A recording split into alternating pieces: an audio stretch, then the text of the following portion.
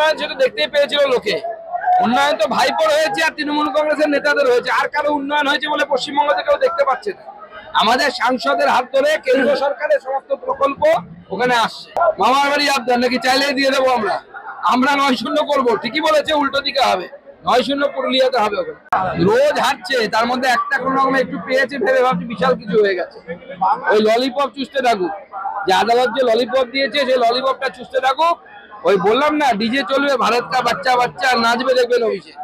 অত দম যদি থাকতো না অভিষেক বন্দ্যোপাধ্যায়ের, তাহলে পিসির হাত নিয়ে, পিসির সাপোর্ট নিয়ে রাজনীতিতে আসতে হতো না। আমাদেরকে যাদেরকে দেখতে পাচ্ছেন, আমাদের মা বাবা পিসি কেউ রাজনীতি করেনি করুন। আমরা নিজের দমে প্রতিষ্ঠিত। যদি পিসির ভাইপো না হতো, ভারতীয় জনতা পার্টিতে থাকলে বুথ সভাপতি করতাম না আমরা। আশা কর্মীদের দাবি দাবা এই সরকার গুরুত্ব দিয়ে দেখছে না। তারা কি চেয়েছেন যে দুর্ঘটনাকালীন 5 লক্ষ টাকা চাইছে, এটা কি এমন বেশি? আশার দিদিরা এত পরিশ্রম করে গ্রামে গ্রামে ঘুরে, ভারতীয় জনতা পার্টি সরকার গঠন হলে আমরা গুরুত্ব সহকারে তাদের এই দাবি দাবাগুলোকে বিচার করি।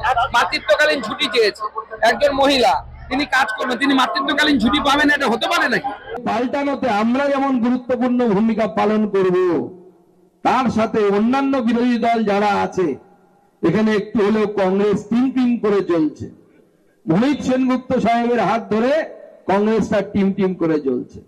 আমি মোহিত দা সহ কংগ্রেসের যারা ভালো মানুষ আছেন, যারা ভাবছেন মমতা বন্দ্যোপাধ্যায়কে যারা সরাতে চান, যারা হারাতে চান, তাদেরকে বলি, নবান্নে গিয়ে ফিশ ফ্রাই আর কফি খেলে মমতা বন্দ্যোপাধ্যায় সরবে না।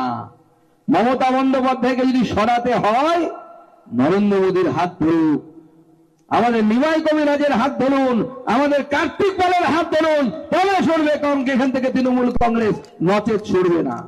তাই মোহিতদাকে ঠিক করতে হবে যে নবান্নে গিয়ে বা এখানকার তৃণমূল কংগ্রেসের অফিসে গিয়ে ফিশ ফ্রাই আর চা কফি খাবেন, না বিজেপির সাথে কাঁধে কাঁধ মিলিয়ে লড়াই করে তৃণমূল কংগ্রেসকে বাংলা ছাড়া করবেন, এই সিদ্ধান্ত আপনাদেরকে